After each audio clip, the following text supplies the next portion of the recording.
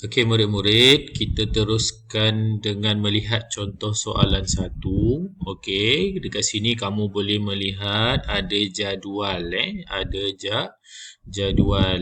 Okey, jadualnya jenis permukaan dan masa yang diambil. Okey, kita lihat soalan dia. Apa soalan dia cakap? Jadual menunjukkan masa yang diambil oleh kereta mainan untuk sampai pada jarak yang ditentukan apabila melalui jenis permukaan yang berbeza. Dekat sini pun dia dah bagi maklumat dekat dalam jawab soalan ni ada maklumat. Satu, masa yang diambil. Masa yang diambil ni adalah maklumat tentang pemboleh ubah. Okey. Okey, kereta mainan tu apa? Kereta mainan tu objek lah. Kereta mainan tu objek. Untuk sampai pada jarak yang ditentukan apabila melalui jenis permukaan yang berbeza. Ni jenis permukaan. Jenis permukaan yang berbeza.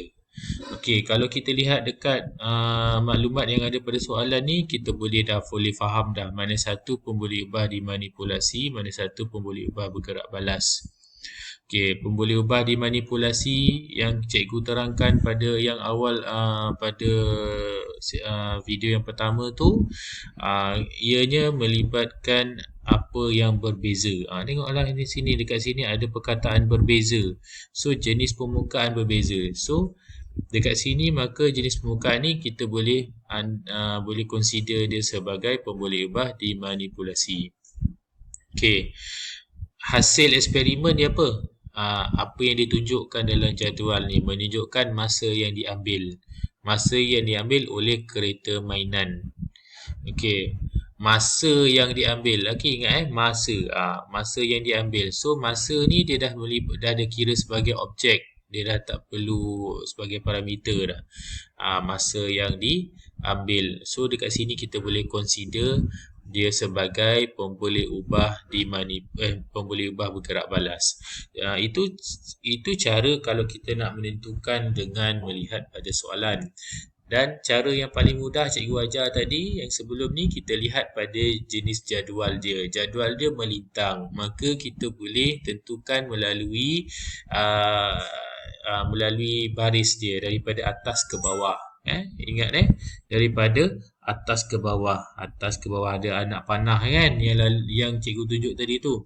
Maka atas ni adalah pemboleh ubah dimanipulasi, yang di bawah ni adalah pemboleh ubah bergerak balas. Jadi jawapannya pemboleh ubah dimanipulasi adalah jenis permukaan, pemboleh ubah bergerak balas, masa yang diambil.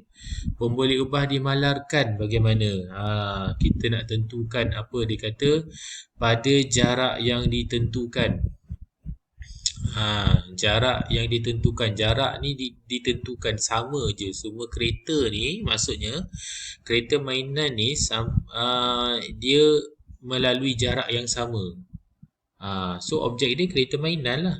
So jarak yang dilalui oleh kereta mainan. So tambah sini sikit, jarak yang dilalui oleh kereta mainan. Itu pemboleh ubah dimalarkan, sama saja. Alright. Okey.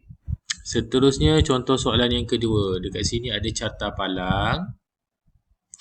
Carta palang. Okey, dekat sini kita lihat soalan dia. Ain mendapati penglihatannya agak kabur semasa guru mengajar di dalam kelas.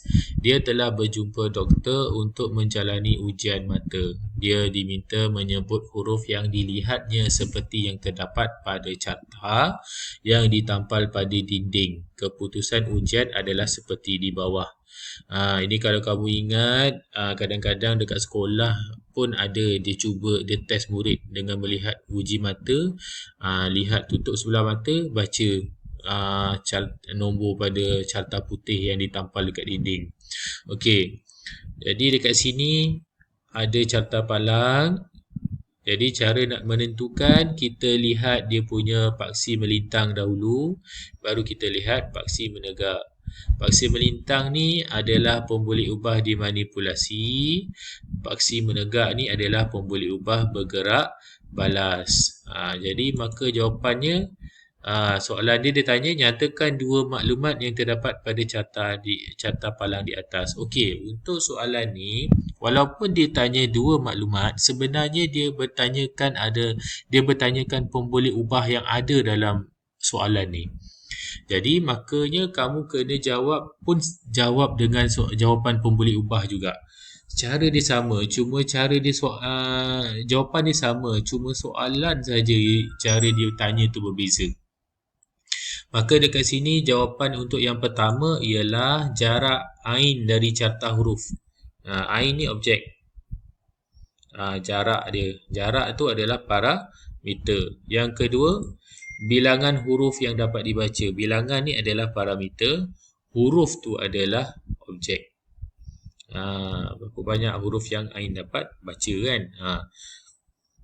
Itu adalah yang ini. Jarak ain dari carta huruf ni adalah pemboleh ubah dimanipulasi. Bilangan huruf yang dapat dibaca ni adalah pemboleh ubah bergerak balas. Okey. Kalau tak faham, tonton balik video part 2 tadi. Ada diterangkan bagaimana nak menentukan pemboleh ubah jika kita berhadapan dengan carta palang. Alright. Yang seterusnya contoh soalan yang ketiga. Ada gambar reban reban A dan reban B. Kita lihat soalan dia apa. Rajah menunjukkan anak-anak ayam diletakkan di dalam dua reban ayam yang berlainan. Kuantiti makanan dan minuman yang dibekalkan selama seminggu kedua-dua reban ayam adalah sama. Dekat sini, kalau kamu lihat dia punya gambar ni pun dah nampak dah tahu apa perbezaan dia. Boleh lihat kat dalam gambar dalam reban tu. Kamu boleh kira bilangan ayam ni. Bilangan ayam dia tu dah nampak berbeza kan. So dekat situ adalah pemboleh ubah dimanipulasi dia. Okey. Cuma dia tak sebut dekat dalam ni apa yang dia nak ukur selepas selepas seminggu tu. Apa yang dia nak ukur, apa pemboleh ubah bergerak balas dia. Tetapi dia ada bagi tahu kuantiti makanan dan minuman yang dibekalkan selama seminggu sama kedua-dua reban ni. So ayam tu akan makan makanan tu. So bila selepas seminggu, kita boleh lihat apa hasil dia agaknya. Kita boleh lihat saiz anak ayam tu sendiri ataupun jisim anak ayam tu sendiri. Berat dia sama ada saiz ataupun jisim. Itu adalah kemungkinan dia punya pemboleh ubah bergerak balas. Jadi jawapannya pemboleh ubah dimanipulasi dia yang pertama tadi adalah bilangan anak ayam di dalam reban. Bilangan anak ayam di dalam reban ni berbeza tak sama. Bergerak balas dia apa dia? Berat anak ayam selepas seminggu ataupun saiz anak ayam selepas seminggu pun boleh juga. Okey. Dan yang ketiga, apa yang samanya dekat sini? Sepanjang eksperimen ni apa yang sama adalah kuantiti makanan dan minuman. Sama dia kata kuantiti makanan dan minuman yang dibekalkan selama seminggu sama. So itulah dia punya pemboleh ubah dimalatkan. Okey. Jadi untuk contoh soalan cikgu dah terangkan. Cikgu harap kamu boleh fahamkan. Kalau tak faham, ulang tengok video ni berulang kali sampai faham. Okey. Aktiviti 1. Apa yang cikgu nak kamu buat di dalam buku nota sain kamu, cikgu nak kamu salin semula contoh soalan 1, 2, 3 yang terdapat pada slide 15, 16, 17. Contoh soalan 1, contoh soalan 2, contoh soalan 3. Salin balik. Kalau cikgu suruh cari ni sekarang memang tak tahu dah dapat ke tak. Tapi ada juga soalan cikgu akan selepas ni aktiviti 2, cikgu bagi soalan yang kamu kena cari sendiri. Yang ni cikgu nak kamu salin semula contoh soalan ni di dalam buku nota sain. Cikgu minta yang soalan ni semua ditulis tangan. Jawapan pun ditulis tangan. Okey, kalau jadual ni cikgu benarkan untuk tampal. Ni jadual ni cikgu benarkan untuk tampal. Gambar ni cikgu benarkan untuk tampal. Tapi soalan dan jawapan mesti tulis tangan. Mesti menggunakan pensel kamu tulis di dalam buku tulis.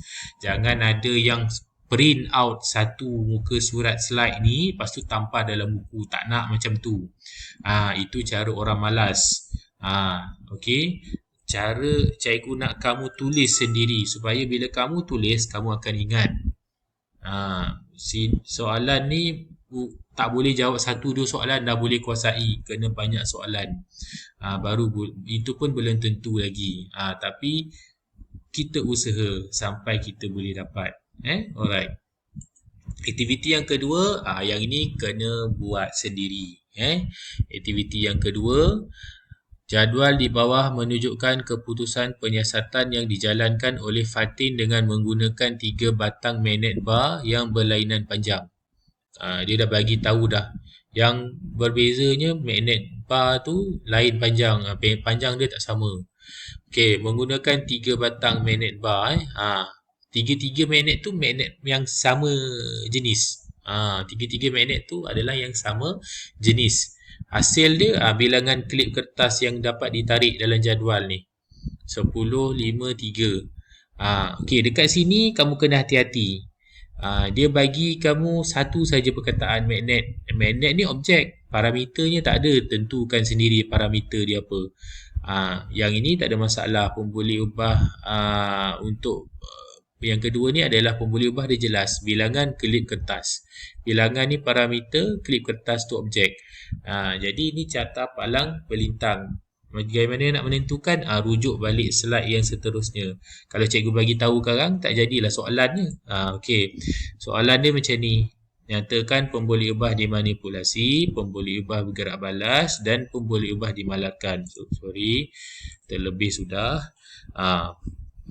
So 3 soalan ni saja yang cikgu nak kamu tentukan. Selebihnya tadi tu aktiviti 1 salin balik contoh yang saya dah berikan. Okey.